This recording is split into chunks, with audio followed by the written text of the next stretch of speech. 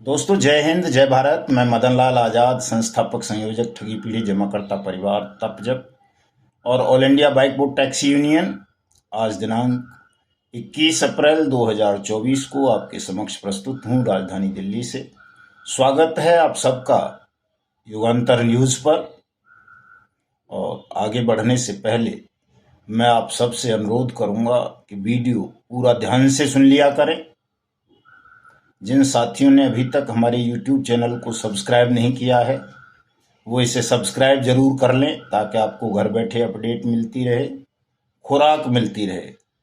और साथ साथ मेरे वीडियो संदेश को शेयर भी कर दिया करें, लाइक और कमेंट भी कर दिया करें, ताकि देश में ज़्यादा से ज़्यादा लोग जागरूक हो सकें अपनी डूबी हुई मेहनत की कमाई को वापस पाने के लिए और दूसरे ठगों के चंगुल से बचने के लिए। चूंकि दोनों काम महत्वपूर्ण हैं। एक तो किसी का भी पैसा अगर किसी भी ठग कंपनी या ठग क्रेडिट कोऑपरेटिव सोसाइटीज में डूबा है, फंसा है, तो वो उन्हें मिलना चाहिए, चूंकि वो उनका फंडामेंटल राइट है अकॉर्डिंग टू बट्स एक्ट 2019, अनियमित जमा योजनाएं पाबंदी कानून 2019 के, और नेचुरल जस्टिस के भी, कि अगर आपका पैसा किसी ने ठग लिया है, लूट लिया है, तो वो आपको वापस मिलना चाहिए। और उस पैसे को वापस देने की जिम्मेदारी सरकार की होती है, राज्य की होती है, कानून की होती है। तो ये आप सबको वापस मिलना चाहिए। तो ये जानकारी आपको मिल जाएगी। तो जिन लोगों का पैसा डूब गया है वो इस कानून के तहत कानूनी कार्रवाई करके अपना पैसा वापस ले लेंगे। दूसरा, जिन लोगों को ये पता चल जाएगा कि बैनिंग एक्ट बनाकर, बट्स एक्ट 2019 बनाकर हमारी सरकार ने वर्ष 2019-21 फरवरी के बाद देश में सभी प्रकार की पोंजी स्कीम्स, पिरामिड स्कीम्स को बैन कर दिया है, वो कानूनी नहीं है। भले ही वो किसी प्रोडक्ट के नाम पर चलाई जा रही हूँ, रियल एस्टेट के नाम पर चलाई जा रही हूँ, रिटर्न के नाम पर चलाई जा रही हूँ, जीवन बीमा के नाम पर चलाई जा रही हूँ, एग्रीकल्चर के नाम पर चलाई जा रही हूँ, प्रधानमंत्री के नाम पर चलाई जा रही हूँ, ब्याज के नाम पर चलाई जा रही हूँ, जमा योजना के नाम पर चलाई जा रही हूँ, या फिर किसी और नाम से अगर कोई भी इस तरह की स्कीम चल रही है, 1 से 3 बनाने वाली, आपको मोटा रिटर्न देने का झांसा देने वाली, तो वो गैर कानूनी है। भले ही उसने किसी भी नियामक से कहीं से भी लाइसेंस प्राप्त कर रखा हो, ऐसी स्कीम्स हमारे देश में गैर कानूनी, अवैध और दंडनीय अपराध घोषित कर दी गई हैं।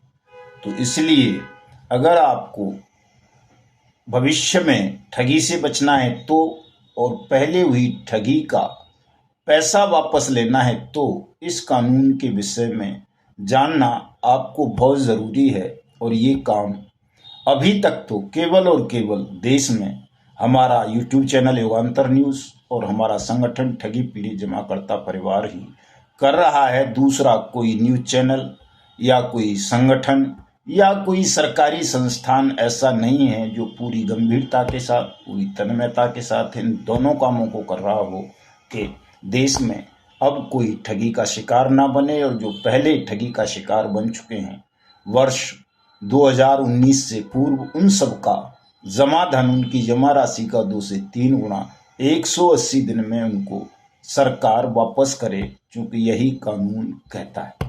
तो इसलिए तमाम साथी हमारे चैनल को सब्सक्राइब कर लें और वीडियो संदेश को ज़्यादा से ज़्यादा शेयर करें, ताकि देश में अवेयरनेस पैदा की जा सके, पीड़ितों का भुगतान कराया जा सके और हिंदुस्तान को ठग मुक्त, बेईमान रहित राष्ट्र राज्य के रूप में स्थापित किया जा सके।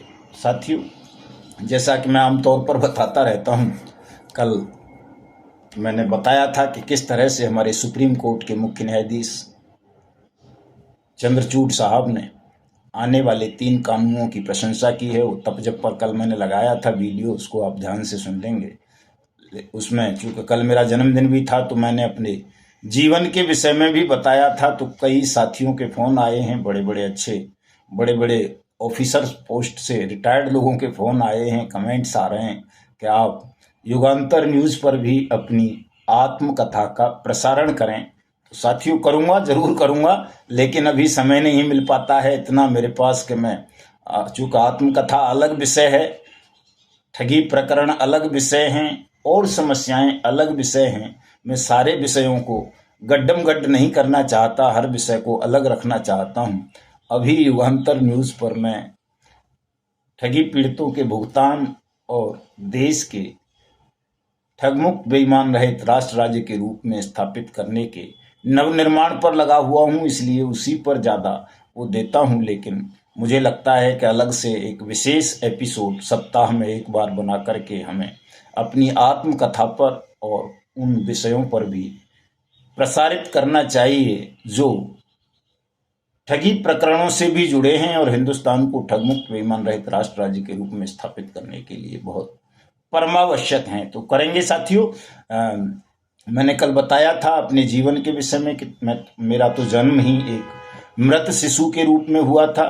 नारायण ने मुझे अपनी योजना के अनुसार अपने काम के लिए, शैतान से लड़ने के लिए जीवन दिया और लगातार मुझसे वही काम करवाया, किसी और काम में मेरी रुचि बनने ही नहीं दी। ऐसे ऐसे संयोग, ऐसे ऐसे हालात उन्होंने पैदा किए कि मुझे हर कदम पर शैतान से, ठगों से, माफिया से, अपराधियों से लड़ना पड़ा और अब तक लड़ता आ रहा हूँ। शायद अंतिम सांसों तक लड़ना पड़ेगा, क्योंकि जब तक मैं शैतान का, दुष्ट का, ठगों का, माफियाओं का सर्वनाश कम से कम अपने हिंदुस्तान में सुनिश्चित नहीं कर दूंगा, तब तक परमात्मा मुझे किसी भी मूल्य पर मरने नहीं देंगे। चूँकि मेरी ज़िंदगी में मरने के सैकड़ों अवसर आए हैं जो मुझे खुद तक को याद नहीं रहते बताते में। कैंसर जैसी बीमारी, टीबी, कातिलाना हमले सैकड़ों, जेल प्रवास, इनकाउंटर के प्रयास, विषपान, बहुत सारी घटनाएं मेरे जीवन में इस तरह की हुई हैं जो साधारण मनुष्यों को मृत्यु के मुंह में धकेल देती हैं। वो बच नहीं पाते, लेकिन मैं तमाम दुर्लभ, खौफनाक घटनाओं से बच गया हूं, उन पर विजय प्राप्त कर ली है, मर नहीं सका हूं। तो जाहिर सी बात है कि परमात्मा की अपनी कोई योजना है जो मदनलाल आज़ाद को वो बार बार पुनर्जीवित कर देते हैं, मरने नहीं देते, कहीं अपमानित भी नहीं होने देते। ऐसे ऐसे घृणित अवसर आ जाने के बाद जब मैं कई बार सोचता हूँ अपने जीवन में घटित घृणित घटनाओं को लेकर के, तो मेरी अश्रुधारा बह निकलती है। मुझे लगता है कि परमात्मा ने मेरे ऊपर बहुत ज़्यादा ही भरोसा किया है, और जब परमात्मा ने मुझ पर भरोसा कर लिया है तो मुझे भी उनके ऊपर भरोसा करना चाहिए और ये घोषणा कर देनी चाहिए कि मैं हिंदुस्तान को ठगमुक्त बेईमान रहित राष्ट्र राज्य के रूप में स्थापित करूंगा, देश के 42 करोड़ ठगी पीड़ितों का भुगतान कराऊंगा और प्रत्येक उस निर्दोष व्यक्ति को न्याय दिलाऊंगा जिसके साथ कहीं भी अंश मात्र भी अन्याय हुआ होगा। तो जब परमात्मा ने मुझ पर भरोसा किया है, मैं उन पर भरोसा कर रहा हूं, तो साथियों आप भी मुझ पर और परमात्मा पर भरोसा करो। आपको मोदी पर भरोसा हो या न हो। कई लोग मुझे कहते हैं कि साहब क्या आपको सच में मोदी पर भरोसा हो गया है? मैं किसी इंसान पर भरोसा नहीं करता दोस्तों, मैं स्वयं पर भरोसा करता हूं या फिर नारायण पर भरोसा करता हूं। और जब इन दोनों पर भरोसा कर लेता हूं, स्वयं पर और नारायण पर, तो फिर कोई मोदी क्या, कोई राहुल क्या, कोई मायावती क्या, कोई अखिलेश क्या, कोई अरविंद क्या, कोई ममता क्या, ये तो सब खिलौने मात्र हैं। परमात्मा की, प्रकृति की एक व्यवस्था है कि वो शैतान से भी अपना काम करवा लेता है। तो मोदी या अरविंद केजरीवाल या राहुल गांधी या कोई भी शासक देश का कम से कम शैतान नहीं हो सकता। वो लोकतांत्रिक रूप से चुना हुआ शासक है। इसलिए ये हमारे लिए चिंता का विषय नहीं है कि हमारे देश का शासक कौन है, कैसा है, उस पर हमें भरोसा करना चाहिए या नहीं करना चाहिए। शासन में जो भी बैठेगा हम उस पर भरोसा करेंगे और उससे वो काम करा लेंगे जो न्याय हित में होगा, जनहित में होगा, सत्य के हित में होगा। और शासन की कुर्सी पर बैठकर अगर कोई न्याय हित में, जनहित में, राष्ट्र हित में काम नहीं करेगा, तो परमपिता परमेश्वर ने हमको इतनी शक्ति दी है कि हम उसे उखाड़ कर फेंक देंगे, जमींदोज कर देंगे, उसका अंत कर देंगे, सर्वनाश कर देंगे, चाहे वो कितनी भी बड़ी ताकत क्यों ना हो।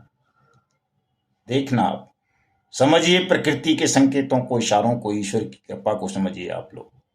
भयभीत होने की आवश्यकता नहीं है किसी को, शंकालु होने की आवश्यकता नहीं है। तमाम शंकाओं का त्याग कर दो। आपके विपरीत कुछ नहीं होगा, सबका पैसा वापस मिलेगा।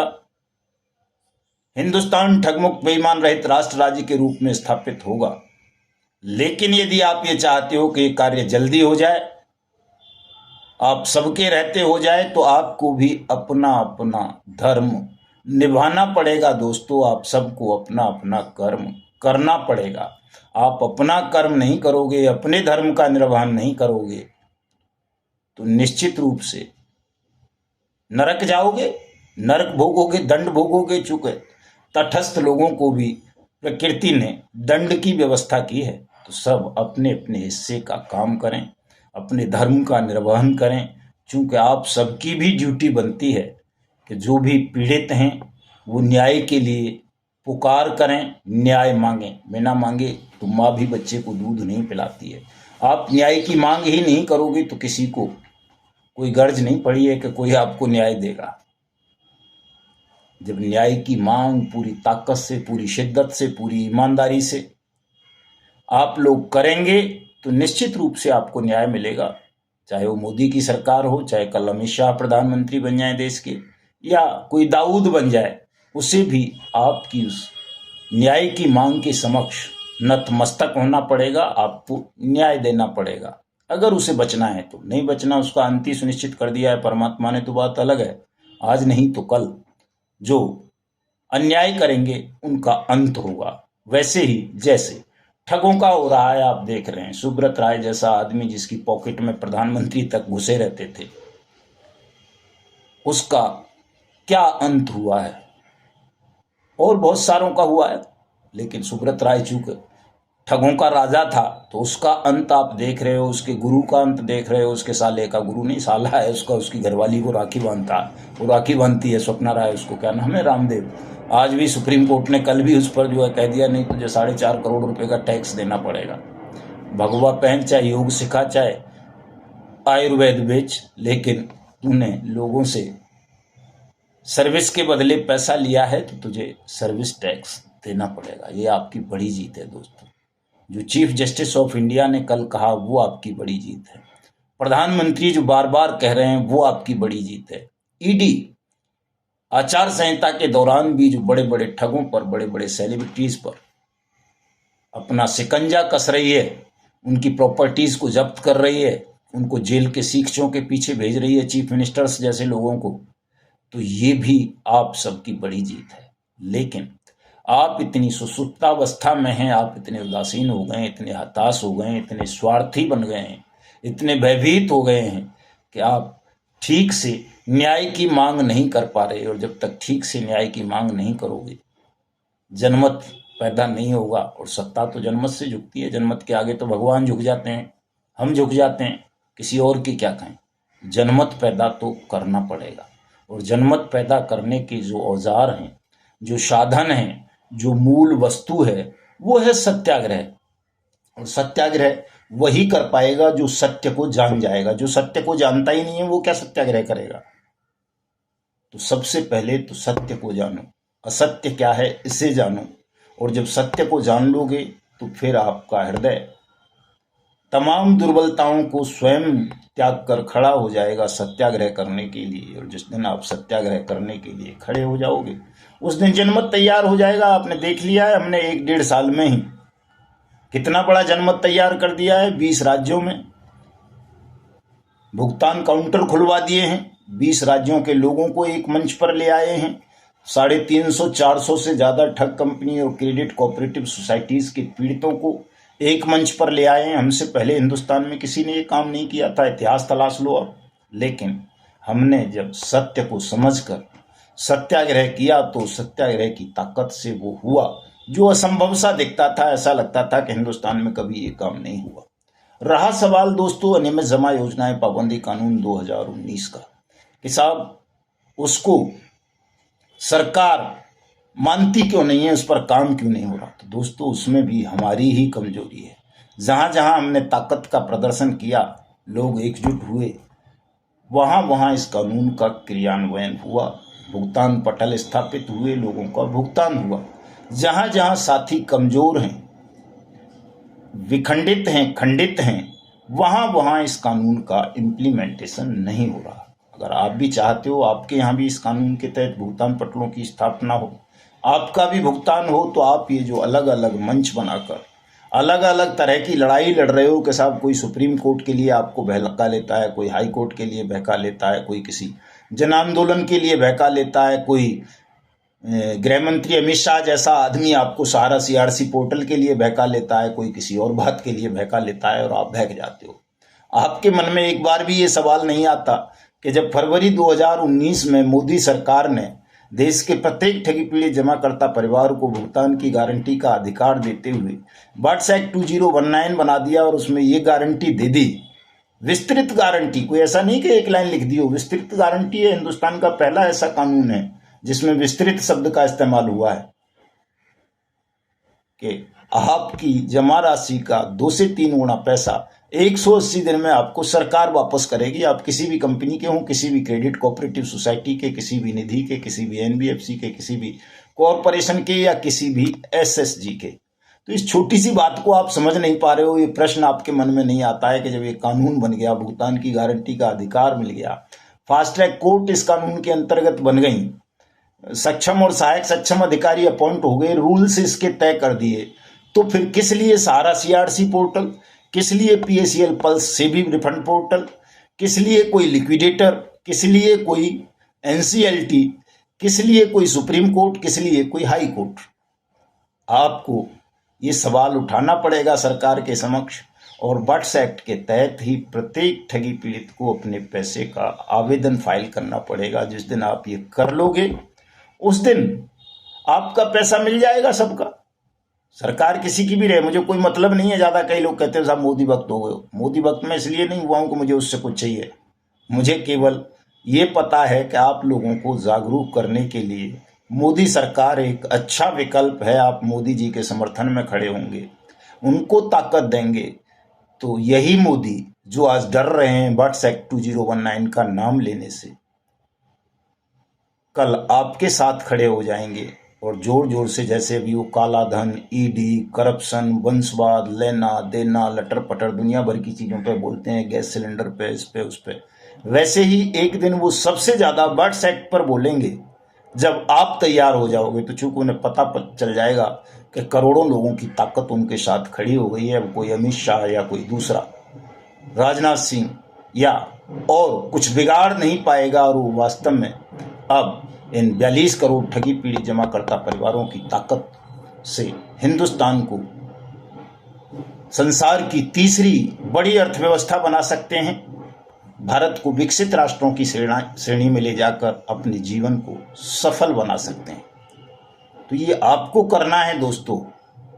आप मोदी को ताकत दोगे तो मोदी आपकी ताकत बनेंगे, और आप अगर दुनिया भर की शंकाएं करोगे, दुनिया भर की चीजों की तरफ लालयित रहोगे, तो न आपका कल्याण होगा, न राष्ट्र का भुगतान होगा।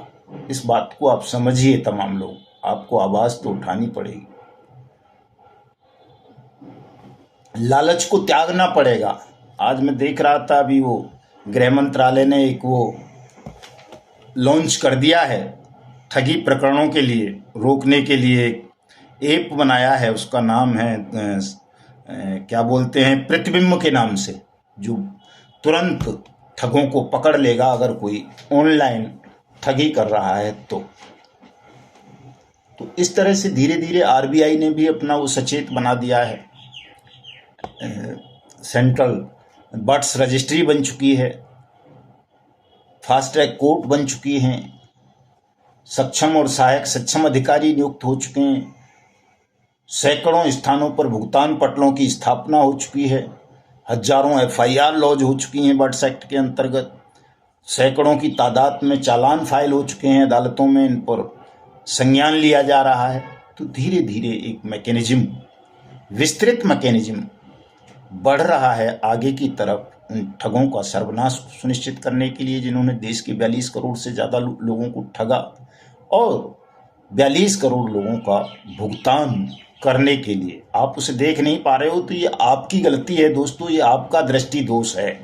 ठीक से देखोगे तो आपको सब कुछ होता हुआ दिख जाएगा और जल्दबाजी से बचना पड़ेगा। जल्दबाजी में रहोगे कुछ नहीं होगा, चूंकि आपको नहीं पता कि बर्ड्स एक्ट किन परिस्थितियों में बना, क्यों बनाया गया और क्यों आज कानून बन जाने के बाद भी देश का प्रधानमंत्री भी इस कानून का नाम लेने से डरता है। बड़ा खतरनाक कानून है, आप लोग ही नहीं ले रहे हो जिनको फायदा होना है। प्रधानमंत्री को थोड़ा ही कुछ फायदा होना है इस एक्ट से। इस एक्ट से देश को फायदा होना है, राष्ट्र को फायदा होना है, देश के ठगी पीड़ितों को फायदा होना है। तो जो लाभार्थी हैं, जिनको लाभ होना है, वही आगे बढ़कर इस एक्ट का इस्तेमाल नहीं कर रहे, नाम नहीं ले रहे, वही से राष्ट्रीय चर्चाओं के परिदृश्य पर नहीं लाना चाहते, तो किसी और को कोई ज़रूरत नहीं है, कोई गर्ज नहीं पड़ी है किसी की। मैं भी इसलिए लेता हूं दोस्तों, चूँकि मेरा तो जीवन इस पर आधारित हो गया है। परमात्मा ने मुझे इसके लिए चयनित किया है। मैं इस काम को नहीं करूँगा तो मेरे जीवन का कोई अर्थ नहीं रह जाएगा। मेरे तो जीवन का अर्थ ही अब ये रह गया है कि मैं सबका भुगतान करा दूं और हिंदुस्तान को ठग मुक्त बेईमान रहित राष्ट्र राज्य के रूप में स्थापित करूं और जाऊं हरि चरणों में। बस इतना सा काम है और मुझे पता है ये होना है, चूंकि परमात्मा की कृपा है। परमात्मा की कृपा जहाँ होती है उसे कौन रोक पाया है होने से, होना ही है। लेकिन आप चाहते हो कि ये तमाम काम जल्दी से जल्दी हों, तो आप सबको भी इसमें अपनी अपनी आहुति अवश्य डालनी होगी। अपना कल्याण चाहते हो डालिए तमाम लोग इसमें अपनी अपनी आहुति। आज एक नया प्रकरण मेरे सामने आया है दोस्तों, बता दूं बड़ा गंभीर किस्म का प्रकरण है और उसमें हिंदुस्तान का सबसे बड़ा तथाकथित चैनल आज तक इन्वॉल्वमेंट है। उसके एविडेंस आ गए, FIR लॉन्च हो चुकी हैं 3-3। ठगी प्रकरण है, देश के सैकड़ों रिटायर्ड IAS IPS और सीनियर सिटीजन्स को एक ठग ने, शांति स्वरूप सतीजा नाम का एक ठग था, आज तक पर 1 घंटे का कार्यक्रम आता था उसका प्रॉपर्टी मंत्रा के नाम से। उसने इन तमाम लोगों को, हमारे देश के पढ़े लिखे शिक्षित बुद्धिजीवी बुजुर्गों को, रिटायर्ड ऑफिसर्स को, पेंशनधारियों को ठग लिया दोस्तों। 3 FIR उसके खिलाफ दिल्ली में ही दर्ज हुई हैं। 4थी FIR कल दर्ज होने जा रही है बर्ड्स एक्ट के अंतर्गत उसके खिलाफ। और इसने हजारों करोड़ रुपए की ठगी की है और इसने लोगों को खाटू श्याम के नाम पर ठगा है, राधा माधव के नाम पर ठगा है, वृंदावन के नाम पर, भगवान श्री राम के नाम पर ठगा है, अयोध्या के नाम पर, और दुनिया भर के ढोंग ढोकुसले जिनसे आपकी भावनाओं से खिलवाड़ करके आपकी जेब से पैसा निकलवाया जा सके, आपको ठगा जा सके, वो सारे तंत्र मंत्र ढोंग ढकोसले षड्यंत्रों का इस्तेमाल इस शांति स्वरूप सतीजा नाम के ठग ने किया। संपत्ति ट्रेडिंग डेवलपर्स लिमिटेड नाम की एक फर्जी कंपनी बनाकर उसमें इन्वेस्टमेंट कराया और किसी का पैसा वापस नहीं किया। फिलहाल जेल में है, चूँकि 3 FIR पहले से ऑलरेडी इसके खिलाफ दर्ज हैं। 4थी FIR बर्ड्स एक्ट की धाराओं के अंतर्गत कल इसके खिलाफ दर्ज होने जा रही है।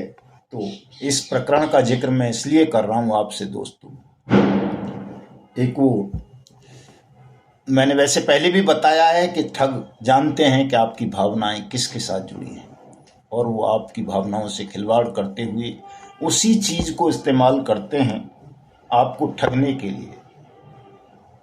महाराणा प्रताप के घोड़े तक को इस्तेमाल कर लिया ठगों ने चित्तौड़गढ़ में, चेतक इंटरप्राइजेज बना करके उसने भी खूब लोगों को ठग लिया। तथागत बुद्ध के नाम का इस्तेमाल करके ठगों ने ठग लिया। श्री राम के नाम पर ठगा, साईं बाबा के नाम पर तमाम ठगे गए हो, साईं प्रसाद, साईं प्रकाश और दुनिया भर की। राधा माधव कॉरपोरेशन लिमिटेड भगवान कृष्ण और राधा के नाम पर ठगा गया। खाटू श्याम के नाम पर ठगा गया। साइंस सिटी में अल्लाह के नाम पर ठगा गया। हीरा गोल्ड वाली ने, जो कुरान में ब्याज का कॉन्सेप्ट है कि ब्याज नहीं लेनी चाहिए मुसलमानों को, न ब्याज देनी चाहिए, उसके नाम पर ठग लिया। गाय से आपकी आस्था जुड़ी है, कामधेनु के नाम पर ठग लिया, गाय के नाम पर कितनी फ्रॉड कंपनीज बनी। आपका स्वदेशी के प्रति प्रेम है, स्वदेशी के नाम पर आपको ठगा गया। योगा से आपका प्रेम बढ़ा तो योगा के नाम से आपको ठगा गया। प्रधानमंत्री के प्रति आपके मन में प्रेम आया तो प्रधानमंत्री के नाम पर देश के करोड़ों लोगों को ठगा गया। दोस्तों, जहां जहां भी आपकी आस्था, अंधविश्वास, अंधश्रद्धा बढ़ती है, उन तमाम प्रतीकों का इस्तेमाल करके ठग आपकी भावनाओं का दोहन करते हैं, आपके पैसे को ठग लेते हैं। इसलिए ठगों से सावधान रहने की जरूरत है। ठग बड़ी दाढ़ी में भी हो सकते हैं, टोपी लगा के जालीदार। ठग भगवा वस्त्रों में भी हो सकते हैं। ठग भंते के बीच में भी आ सकते हैं। ठग नेता के बीच में भी आ सकते हैं। ठग मोटिवेशनल गुरु के रूप में भी आ सकते हैं। ठग किसी भी रूप में आ सकते हैं, चूंकि वो शैतान का साक्षात अवतार है। तो शैतान को अगर नष्ट करना है दोस्तों, तो आपको वास्तविक ईश्वर को भी समझना होगा। और वास्तविक ईश्वर कभी किसी के खिलाफ नहीं होता, केवल लगता है अगर वो किसी के खिलाफ होता है तो केवल और केवल शैतान के, ठग के, बेईमान के, अपराधी के। मैं तो अपनी सरकार से भी कहता हूं, उनका समर्थक होने के पश्चात भी हमेशा कहता हूं कि मोदी साहब, अगर देश में आप कानून व्यवस्था की स्थिति ठीक नहीं कर पाए, कानूनों का ठीक से इम्प्लीमेंटेशन नहीं करा पाए, तो आपका जीवन, आपके कही हुई बातें तमाम ये व्यर्थ हो जाएंगी, नरक से भी बुरी दुर्गति हो जाएगी। अगर आप वास्तव में अपने जीवन को सफल करना चाहते हो, हिंदुस्तान को सच में एक उत्तम राष्ट्र बनाना चाहते हो, सनातन राष्ट्र बनाना चाहते हो, हिंदू राष्ट्र बनाना चाहते हो, तो उसके लिए आपको सबसे पहले हिंदुस्तान में कानून व्यवस्था को मजबूत करना होगा। अगर कानून व्यवस्था ऐसी ही रही कि कोई ठग आएगा और वो लोगों की भावनाओं से खिलवाड़ करते हुए लाखों करोड़ों लोगों को ठग कर चला जाएगा, लोगों का भुगतान नहीं होगा, कानून की कुर्सी पर बैठकर ऑफिसर कानून का उपहास करते रहेंगे, अपराधी कानून का उल्लंघन करते रहेंगे खुलेआम, तो आप न केवल अपना जीवन तबाह करेंगे, हिंदुस्तान के करोड़ों नागरिकों का जीवन तबाह करेंगे। और हिंदुस्तान केवल और केवल एक भिखारी बनकर के रह जाएगा। अगर आप वास्तव में ऐसे विश्व गुरु बनाना चाहते हैं, विश्व की प्रथम शक्ति बनाना चाहते हैं, तो कानून व्यवस्था को इतनी उत्तम कर दो कि कानून तोड़ने के भय से गर्भस्थ शिशुओं तक के हृदय कांपने लगें। जो वर्तमान में अपराध कर रहे हैं जमीन पर, वो तो करने की सोच भी ना सकें। तो साथियों, मिलता हूं कल फिर आपसे बड़ी खबर के साथ। तब तक के लिए नमस्कार। पूरा वीडियो ध्यान से सुन लेना, इसको लाइक और सब्सक्राइब भी जरूर कर लेना साथियों, इससे आपको लाभ होगा निश्चित रूप से। जय हिंद, जय भारत।